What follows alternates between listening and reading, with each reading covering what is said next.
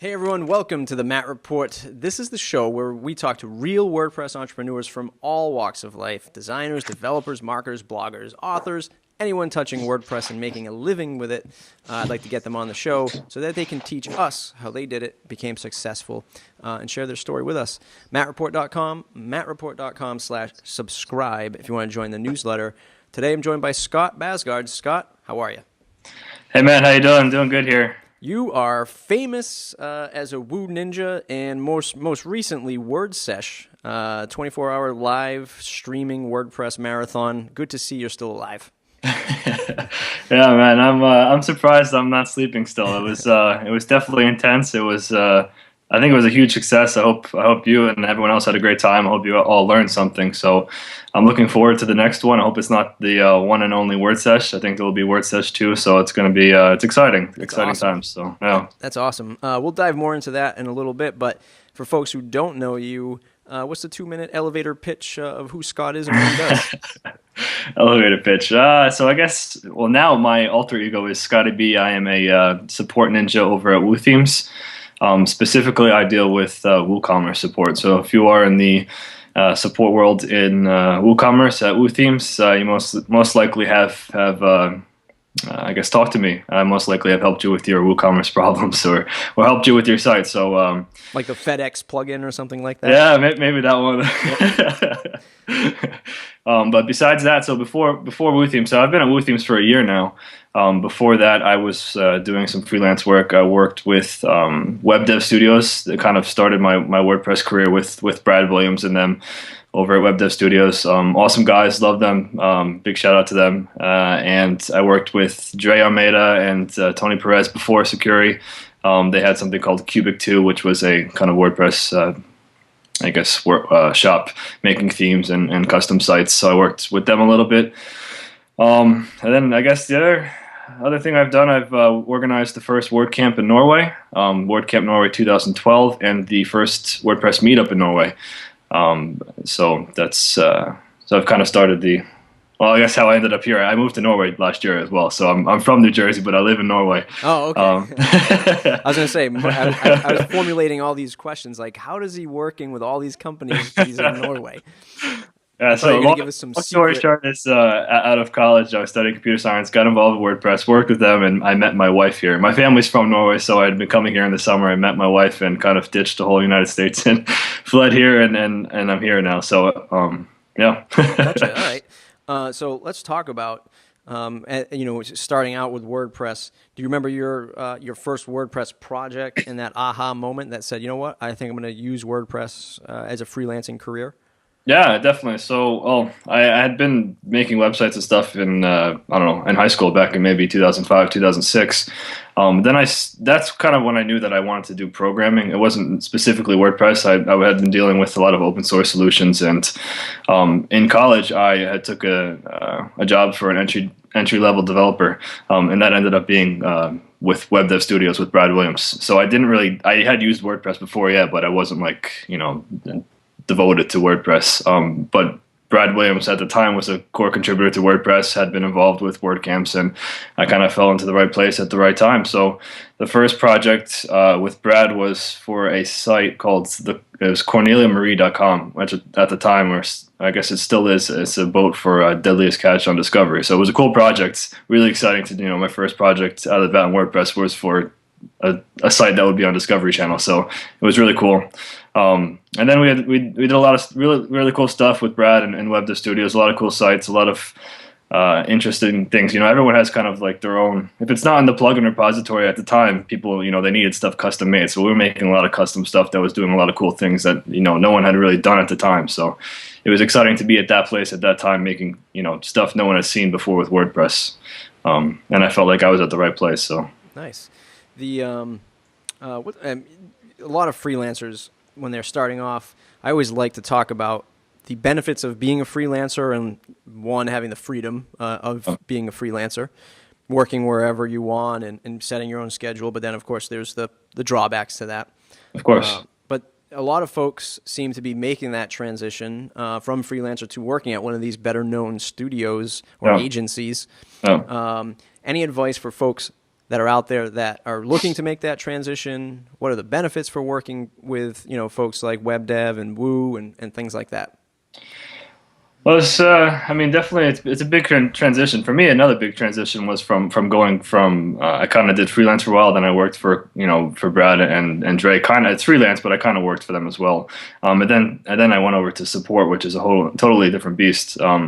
But I guess words of advice. I mean, it's definitely good to be a part of a team that has kind of a well-known reputation in the community. I think that's got a lot of value to it, rather than trying to do it on your own. I think that, yeah, I think working together as a team and involvement with the community is really important. That's kind of one of the things I really appreciated working with Brad and stuff, was his involvement, giving back to the community and the meetups and the WordCamps.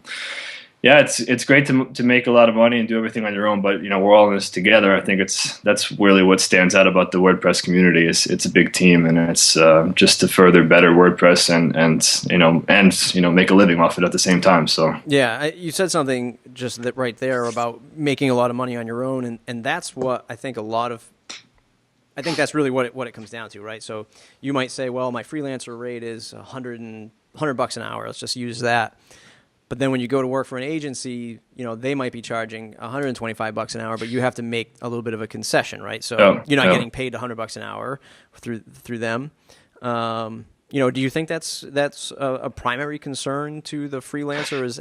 Definitely, especially I think with the kind of like entrepreneur, like start your own business kind of mentality is, you're going to think that okay, people are just making a lot of money off myself, and I think that maybe there are people who do that. There are people who kind of want to even use you, like, because they'll make a lot of money off your skills, and I think that happens. So I think that's something that you as an individual have to make a decision where you're at the right place, and if you're not at the right place, then move on and try to find where you'd like to be. And that's something that kind of I had been struggling with for a while. It was not that I didn't like where I was working or who I was working with, but I kind of have like this. I don't know. I mean, I always felt like I wasn't where I needed to be, as far as me, and whether that had been me starting my own business or not, I don't know. But I think that there are you can keep moving forward. So definitely, if you feel like you're not in the right spot, whether that be working for a shop or by yourself, just keep moving forward until you find where you think you should be. Yeah, that's great advice. And I've talked to a few agency owners, and some of them have said, like, hey, I make off this one person at your X amount of average developer salary, I'm making $300,000-$400,000 billable on top of these guys. And that's always been, this was early on in doing these interviews, and I always thought, like, I wonder how they feel about that. And it's not, and as a business owner myself, trying to run my own agency, that's not a bad thing, because money has to get, as long as that money's getting reinvested, and all of a sudden your boss isn't driving by in a Lamborghini one day, and you're like, how did you just get that? I just built this site, and all of a sudden you're driving this car.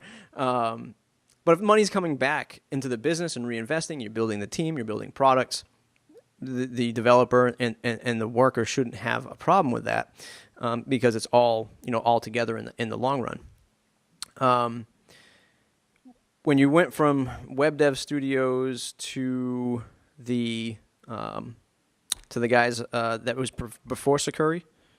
Yeah, so actually, one thing I forgot to mention, I don't actually know a lot of people know about this. So somewhere in between there, before I moved to Norway, I got a position actually outside of WordCamp New York. It was 2000. It was the second one. I'm not sure what year this was now. I had talked to a guy outside, and I had seen him at the previous WordCamp the previous year, and at San Francisco, just talking outside. And he asked me, he goes, hey, do you want a job over at EW.com, entertainmentweekly.com? I'm moving to Japan, and I've seen you at the last 3 WordCamps. You can take my job. So I interviewed at EW, which was at Time Inc. It's at Time Inc. In the city, and I got the job within a week. And I worked for EW.com, which was at the time the top 5 or 6 most visited WordPress sites on WordPress.com VIP. So I was there for about 3 months, and I left there because I felt I wasn't at the right place at the right time. So, somewhere in between, I worked for EW.com on WordPress too. Wow, and you have spanned the globe. I've been around. So give folks a little taste of that. I mean, we've worked on some bigger projects with some other bigger WordPress agencies. So I've been exposed to some of the larger corporate sites. Was it or processes?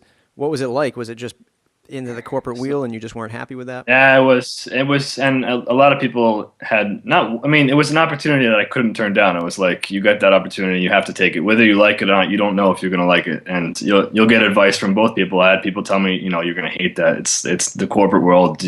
It's not what you think it is, and maybe I should have listened to them, but I tried it, and it wasn't for me. And I guess mostly the main reason was because they were using WordPress, but it was like they didn't like it. They used it because it was the most popular thing, and it was kind of like, it felt for me like it was going in reverse. Like they started pulling stuff off WordPress, and I felt like maybe in 10 years, I would be making good money, and I'd like that. But would I have advanced in my career in WordPress? Would I have moved forward? And I felt like I wasn't moving forward. I was moving backwards. Yep. Working at for a really big company, and that was great, but would I advance, within the next 5-10 years? So I didn't think so. So I decided to leave, and that's when I moved to Norway. So it almost makes me think like it's almost like back right into the freelancing gig. It's like, instead of having just one client that you're having issues with, now you have like a whole board of directors that you have issues with, and none of them understand anything. And they're just like, why can't you do this? And you got 12 of them looking at you. Exactly. And then you made the transition to the guys' early form Sakuri. Yeah, so that was kind of in between there, freelancing, moving to Norway, trying to find a job here because with visa issues, I needed to find a job that was permanent in Norway. It couldn't be freelancing in the States, because then I wouldn't be working for a company in Norway. It's complicated, but I ended up in kind of transitioning. I worked for a company here and did the WordPress and WordCamp Norway thing, and then WooThemes, actually, one of the co-founders is from Norway, so he has a registered company in Norway, which worked out great for me because it's probably like, they're one of the number one theme companies in the WordPress community, and one of the co-founders is in Norway. So nice. So that's how I got connected with WooThemes. Yeah. So it seems that once you can kind of sharpen your WordPress skills, or even as an interested developer or designer, with a need for WordPress folks are pretty great.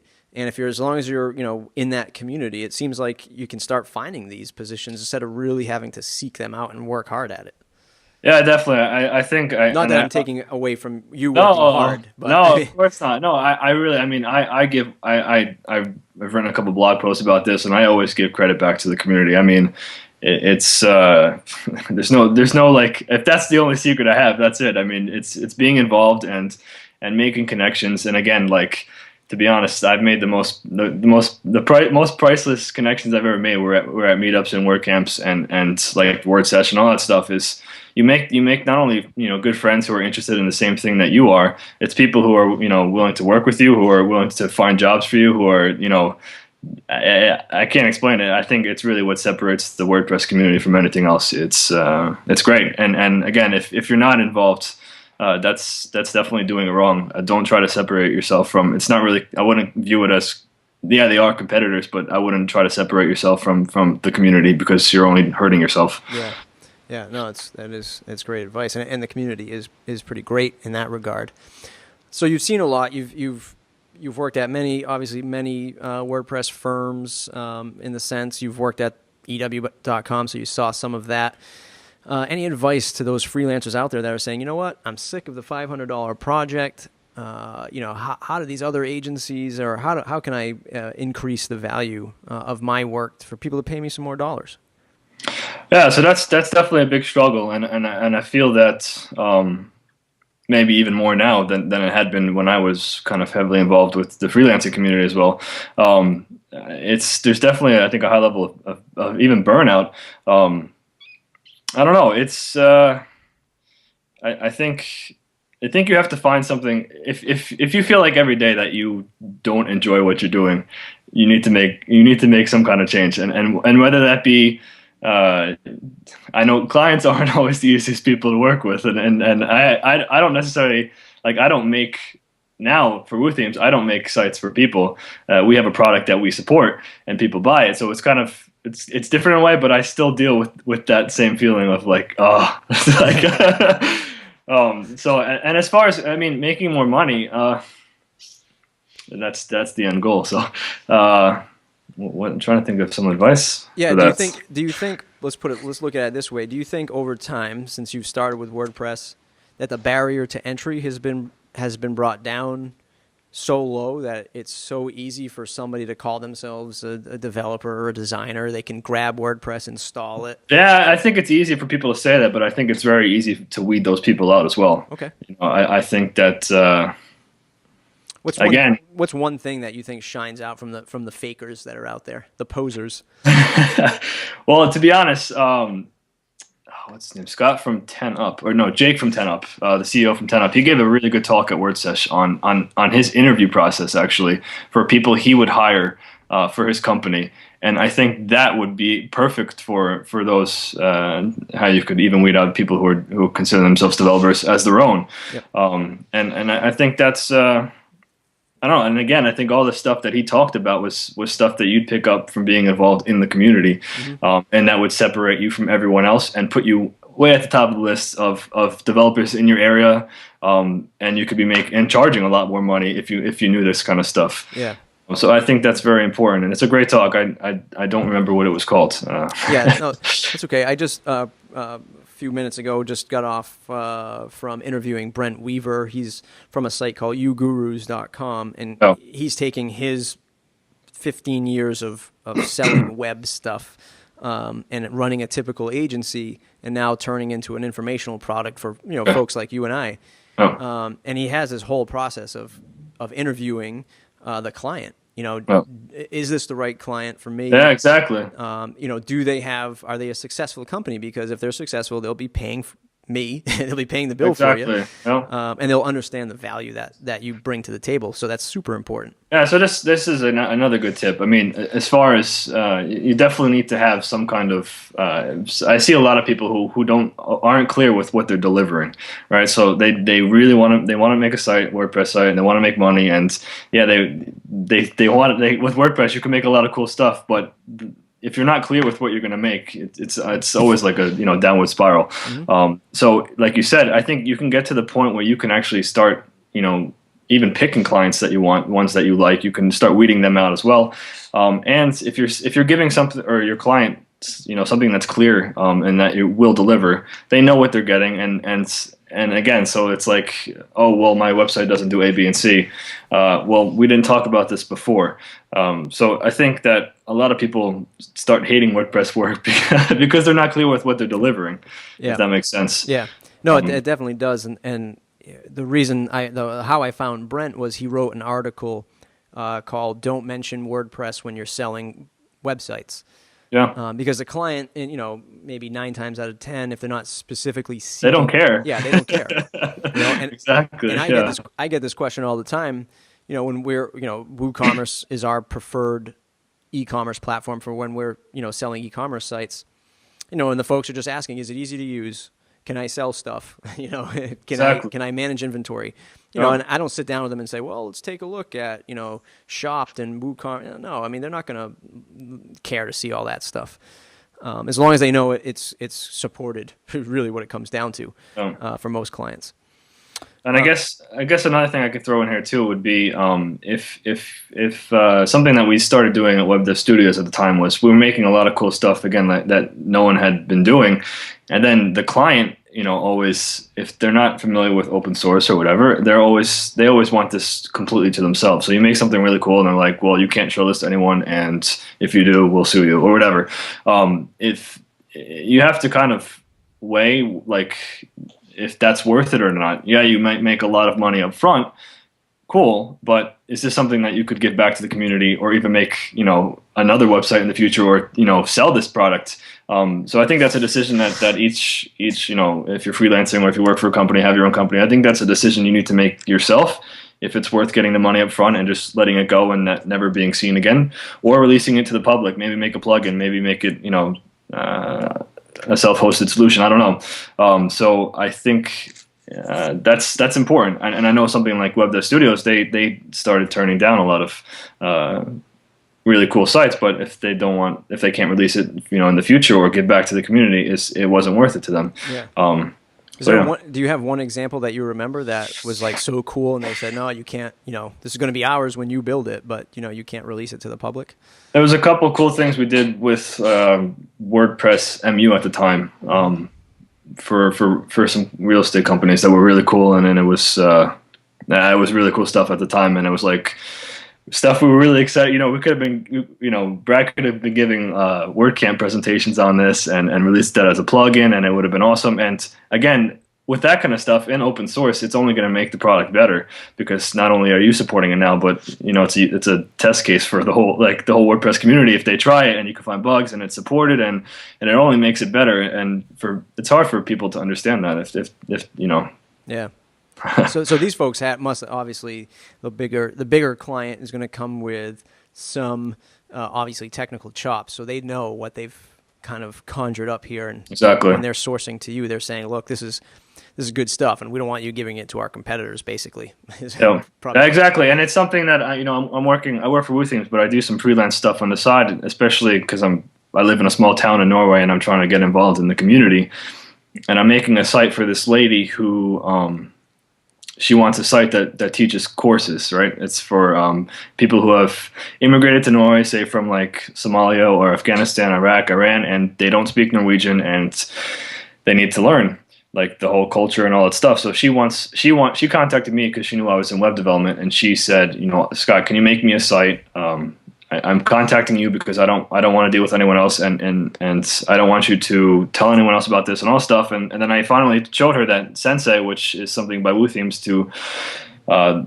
to have courses and lessons with WooThemes and our themes, and also integrates with WooCommerce. And I'm thinking in the back of my head the whole time, like I'm totally using Sensei. I'm totally using Sensei for this, because I don't have to make it from the ground up. I know that it's going to be fully supported. And when I told her about this, her first reaction was like I was giving away her secret to like her whole idea about this project. And I get it. And I think that's how most people think about this. But for me, I'm thinking that, one, I'm gonna be able to make something awesome, because I know it was developed by a lot of people. It's open source. It'll be fully supported. It'll work with WordPress in the next, hopefully, 1, 2, 5 years. And she's getting something where if I were to, I don't know, drop off the face of the earth, she knew that as well. So when I finally explained that to her, she got it. And at the same time, I'm saving money because I don't have to develop this from scratch. So do you think we're at a space or at a time in WordPress where some seriously awesome sites can be built for very little money because of themes and plugins that are available?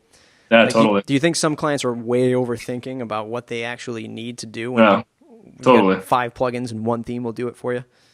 Totally. I mean, and again, there's always special use cases, and that's again one of the things that I saw at when I worked at Time for EW was they had like an in-house CMS that they made that was 10 years old. I don't even know what it was built on, and they were all about this. They had spent so much money on this thing, and that's the only thing that they were talking about, was because they spent so much time and money.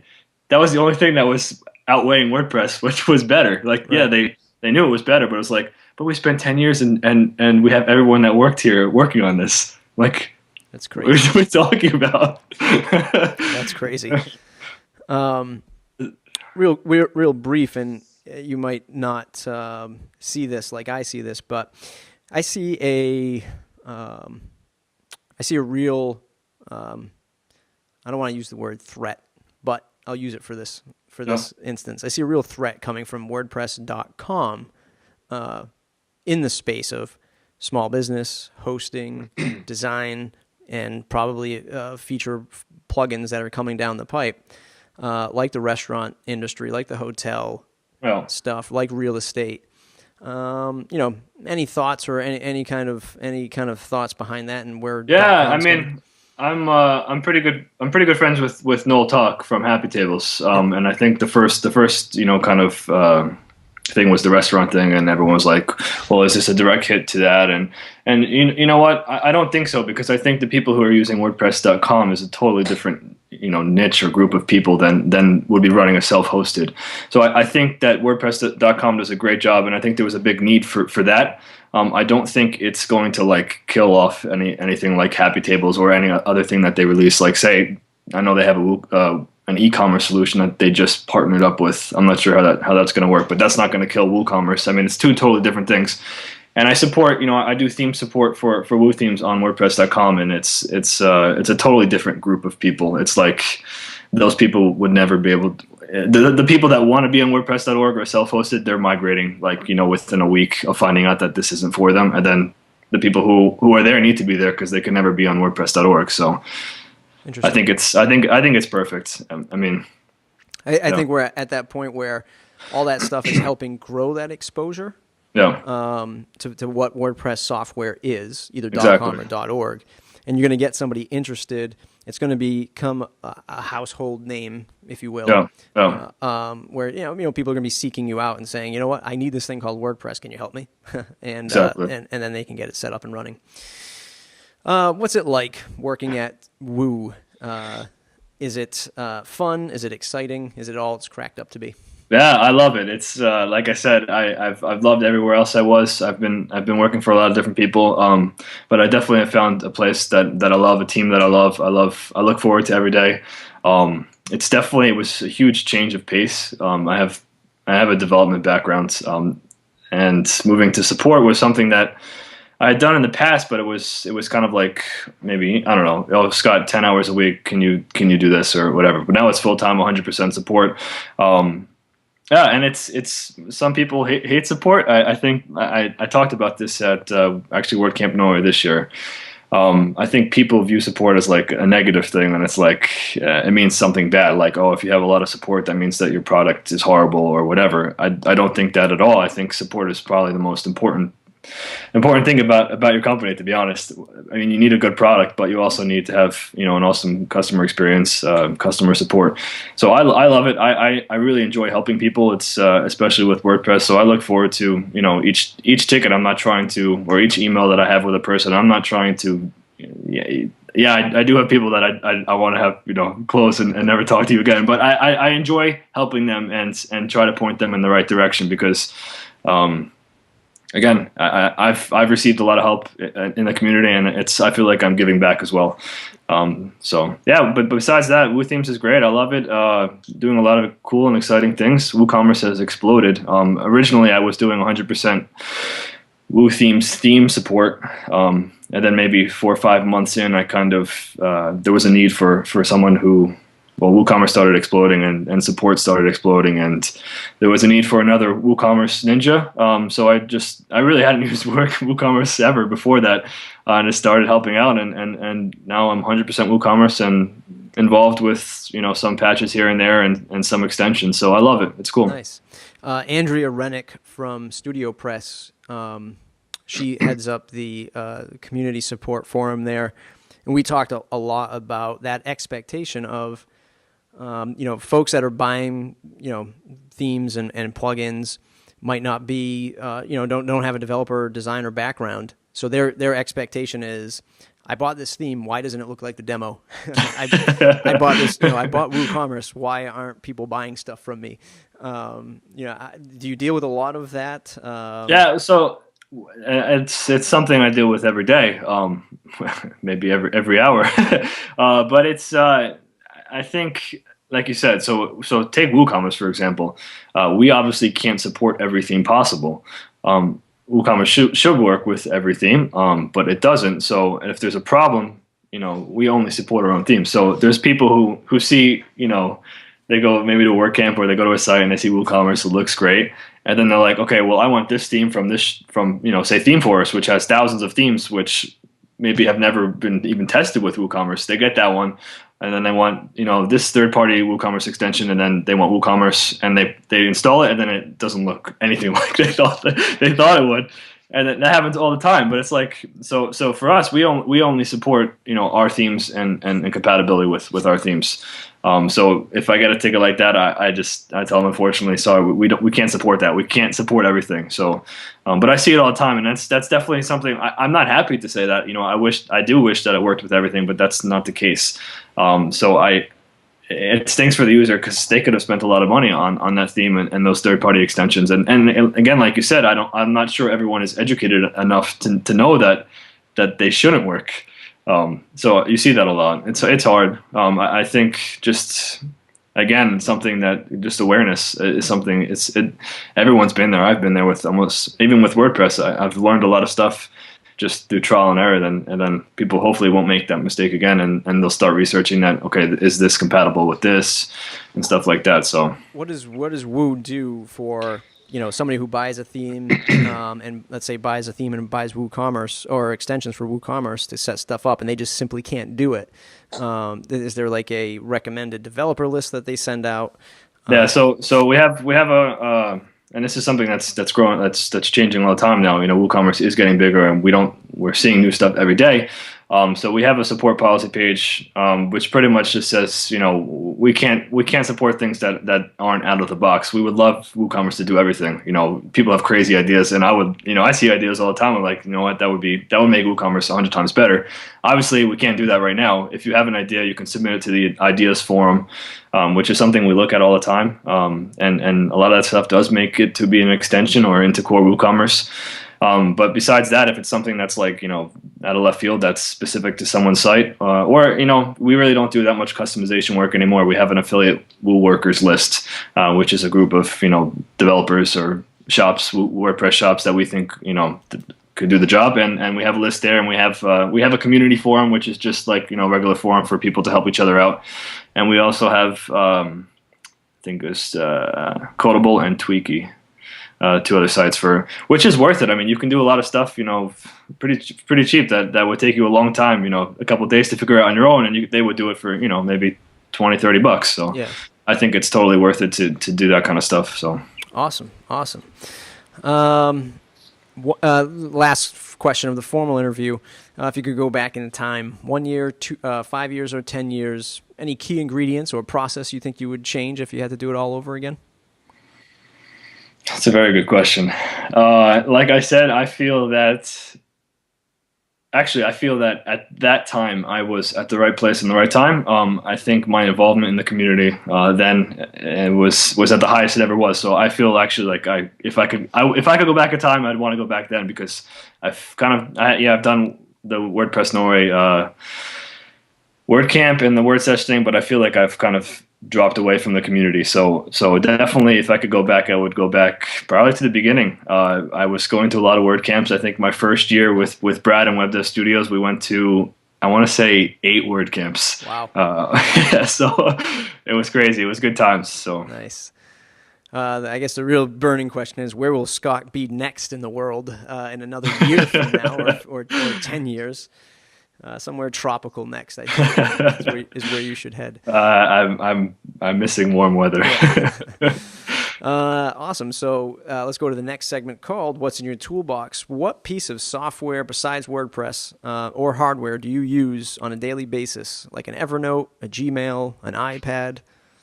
It's a good question. So I guess I'll pull a plug for TextExpander. I use that all the time. It's something that makes my daily life much easier in the support world. I could see a lot of people making use of it. So it's just an app on the Mac that you can kind of create hot or short codes or hotkeys for text snippets, whether that be a subject line for a email or a support ticket or a footer or anything really. So we use it all the time with WooCommerce support. And again, I try not to use it that much because it's pretty impersonal, and I like to be as personal as I can in my responses. So I try not to be a robot, I guess. But TextExpander makes my life a lot easier, where we have, sentences, paragraphs of text that I don't have to keep typing. I don't know, my fingers might fall off if I have to do that. So. What support system do you guys use? Is it custom, or is it? No, so we had something custom that worked very well, I guess, until WooCommerce exploded. We needed to expand. So when I first started working for WooThemes, it was custom developed by the team, and then we moved to user voice for a while, and that was awesome. I liked user voice, but it didn't have a community forum, which was something everyone missed. So our old solution was a forum, and then we moved to user voice, which was just ticketing, and then now Zendesk we use, which is kind of the best of both worlds, I guess. Yeah, so nice, very nice. We'll jump into the lightning round, where I'll ask you a series of quick questions. You have a series of quick answers. Cool. The one plugin you cannot live without. WooCommerce, I guess. I knew that. Yeah, okay. So that's something I can't live without with work. But if I were to set up a site, I couldn't live without.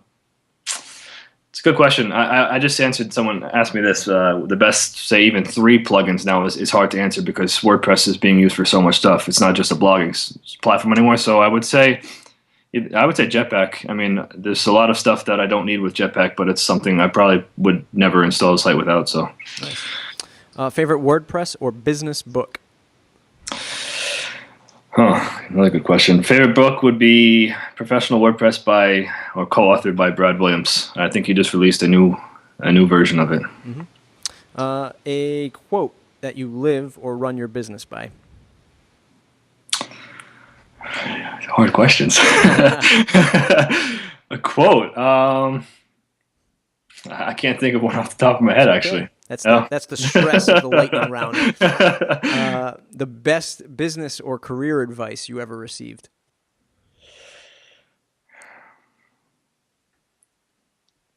So it wasn't directly, but indirectly was, I guess, was through Brad Williams, was to be just to see his involvement with the community and what he got back from that was something that I tried to apply to myself at the time and still do every day. And it's only, I've only benefited from it. So it's something I strive to do each and every day. So nice. The longest a client project has ever taken? The longest client project has ever taken. It's still going on at this time, but I have dropped off of the project. But I'd say over a year and a half. Not bad. Not bad. My previous guest, Brent, has the highest running record of 5 years. Wow. Somebody who has not finished uploading all of their e-commerce stuff. If you had to switch to another CMS, what would it be? I wouldn't. I would quit. Who should I interview next? Who should you interview next? I think you should interview. That's a great question.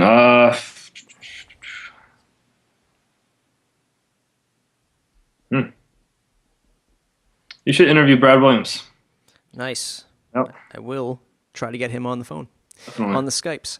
Yep. What's the one question that I didn't ask you that I should have? The one question you didn't ask me that you should have. Dude, these are hard. These are hard questions. These are like questions that you'd ask me in an email, and I'd take like 5 days to. That's why I don't send them an email. Then they'd say no.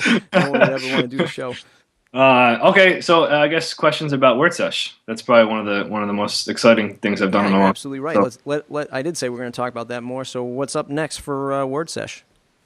Well, it was a huge success. I think I've been meaning to write a blog post about it and the success and kind of the back end of what happened and how it all went down.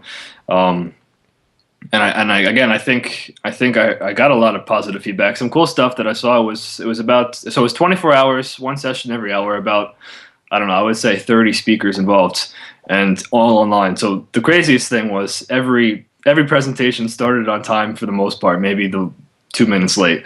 So that's even hard to do at a WordCamp with, I don't know, 10 tracks. So to have this online where people could have, wherever they were, internet connectivity issues or just forgetting about it because they have no commitment. So it worked flawlessly there. And then we had, I'd say, 3,000 unique viewers for the 24 hours, which is crazy. That's like really, really cool. And it was free.